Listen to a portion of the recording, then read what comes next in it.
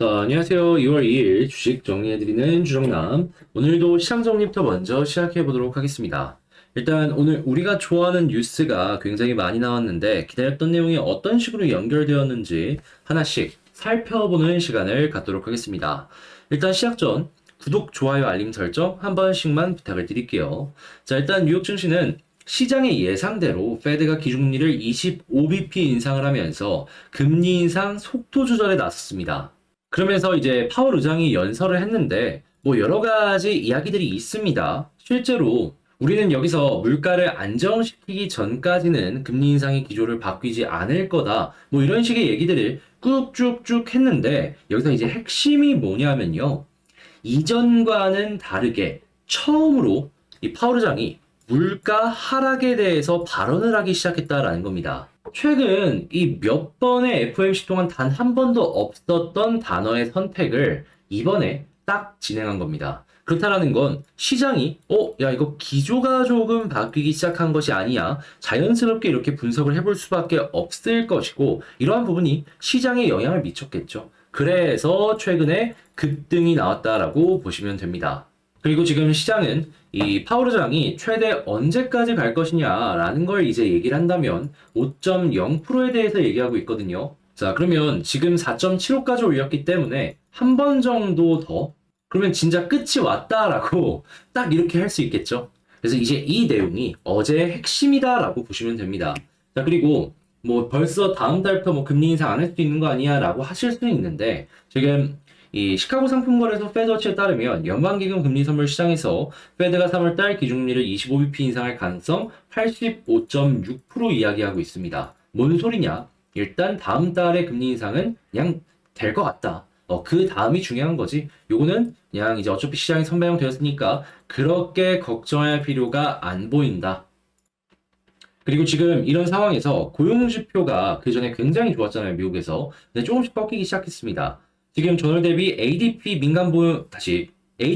고용보고서 기준으로 10만 6천 명인데 예상치 19만 그리고 전월치 23만 5천 명보다도 못 미치고 있습니다. 이게 경기가 쉽게 계속 많이 꺾이는 모습을 보여주게 된다면 금리 인하에 대한 압력은 계속 커진다라고 볼 수 있겠죠. 자, 그렇게 현재 나오는 얘기들 모두가 긍정적이다라고 볼 수 있겠습니다. 자, 이랬을 때 국제유가는 WTI 기준 76.41달러 마이너스 3.12% 하락 마감하였고요. 그리고 채권은 강세, 달러는 약세, 금 가격은 하락 마감하였습니다. 자, 그러면 조금 더 디테일한 내용들 어떤 게 또 있는지 하나씩 살펴보도록 할게요. 자, 일단 제일 먼저 방금 말씀드린 이 내용은 넘어가도록 하고 그 다음으로 연결되는 게 뭐냐 하면 연준 그러면 이제 다시 금리나 언제부터 할 것이냐 이에 대한 궁금증이 계속 커지고 있잖아요. 근데 뭐 올해는 아닐 것이다라고 이야기는 하지만 지금 벌써 뭐 임금도 꺾이는 모습을 보여주고 있고 심지어 인플레가 꺾이는데 고용마저 꺾이고 있어. 그러면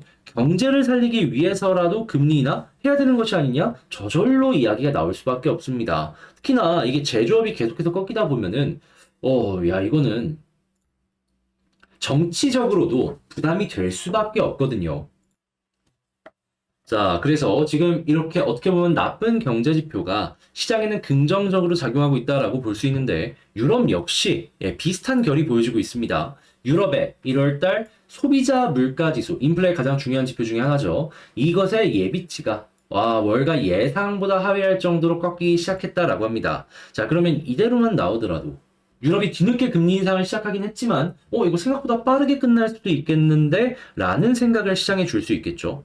그래서 이제 금리 인상의 끝이 대륙별로 해갖고 빠르게 끝나는 모습을 보여주게 된다면 그때는 진짜 경제 회복에 대해서 말을 할 수도 있는 때가 오지 않을까 싶습니다. 자, 그리고 그랬을 때 어느 섹터부터 제일 먼저 올라갈까요? 저는 단언컨대 산업의 쌀이라고 할 수 있는 뭐 철강도 괜찮겠지만 반도체를 집중해 볼 필요가 있다라고 생각을 합니다. 매년 사용량 자체가 증가하는데 이쪽이 대장이지 뭐 딴 거를 굳이 뭐 볼 필요가 있나 싶은 거죠. 그러다 보니까 지금 업황 악화에도 계속 투자 진행하다 보니까 신용도 유지 가능하다. 뭐 삼성전자에 대해서 이렇게 얘기를 하고 있고 그리고 파운드리 같은 경우에는 실적이 좋다라고 해요. 자, 거기에다가 하이닉스 같은 경우에도 이제는 투자 멈추면 안 된다라는 생각을 했는지 이 반등장, 이 점유율을 확보를 어떻게든 하기 위해서 적자에도 불구하고 이 투자를 계속 하겠다라는 의지의 표현을 보여줬고요. 자, 자연스럽게 이 부분 때문에 필라델피아 반도체 지수 지금 몇 프로 올라갔냐면 어제 하루 동안만 5.19% 올라갔습니다. 폭등한 거죠. 예, 그 부분이 계속 이어지게 된다면은 일단 반도체는 그렇게까지 걱정할 필요는 없어 보이네요. 자, 그리고 반도체만 미래 먹거리가 아니죠. 삼성전자. 이 메타버스 쪽에도 꾸준하게 투자를 하려는 모습을 보여줍니다. 이것 때문에 오늘 메타버스 관련주들이 많이 올라갔는데 자연스럽게 삼성이 투자하고 LG가 투자한다? 그러면 이 하나의 섹터가 좀 한동안 많이 올라가는 이러한 그림을 보여줄 수 있으니까 좀 큰 그림으로 보시면 좋겠고요. 자, 그리고 2차 전지 역시도 판매가 다시 증가할 것이다라는 전망, 이런 것들이 계속해서 나오다 보니까 한국 기업들은 바빠지고 있습니다. 배터리 가뜩이나 공급 부족이 얼마 안 남았다는 얘기가 나오고 있다 보니까 러브콜이 쏟아지고 있는 걸 확인을 할 수 있죠. 이렇게 증설한다라고 하는데 그래도 모자르다라는 얘기 나오고 있습니다. 자, 그리고 경제가 살아나다 보니까 자, 항공부터 쭉 실적 올라가고 있습니다.